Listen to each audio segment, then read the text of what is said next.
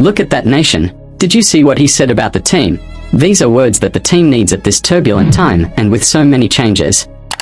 Well, before moving on to the video, I invite you to subscribe to our channel to receive first-hand updated information about the biggest rugby team in the world. The All Blacks don't deserve to be sidelined with underdog status. The All Blacks have no pressure on them in 2023 apparently. Yes, they can ambush the right teams and maybe blast their way to the Rugby World Cup title without anyone noticing. Wow. Since when were we Wales, Argentina or Samoa? But don't take my word for it. It's the great Justin Marshall of the All Blacks who is saying that New Zealand is now a smoky World Cup.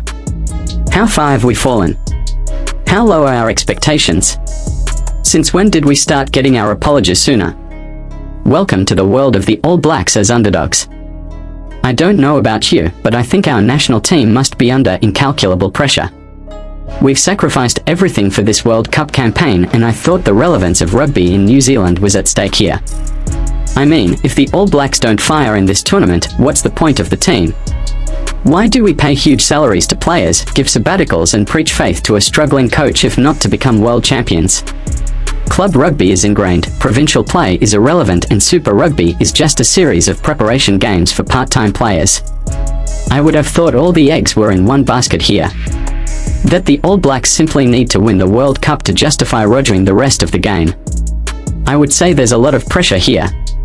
Pressure on coach Ian Foster, pressure on the board and the New Zealand rugby team, and pressure on the players to really deliver.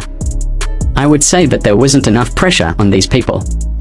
We allowed them to tell stories about challenging circumstances whilst executing the All Blacks game and brand on the ground. We tolerate mediocrity to the point where even a man like Marshall, widely considered one of the best competitors and worst losers of the modern era, would say that it's okay for us to increase the numbers in the World Cup. I'm sorry, but I think we're entitled to a little more than that. If the rest of rugby was in poor health and being played in front of tens of thousands of ecstatic fans and we had stellar participation figures, maybe I wouldn't mind so much. But it's not, because we inject all available resources into the All Blacks. The future of New Zealand rugby is at stake during this year's Rugby World Cup. I would have thought it brought a lot of pressure indeed.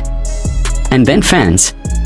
We shouldn't discredit our team. We're going to this cup with everything. Going back is not an option. The whole world is watching us. It's too much pressure with everything that's happening, but I still believe in the strength we have and not we will fall now.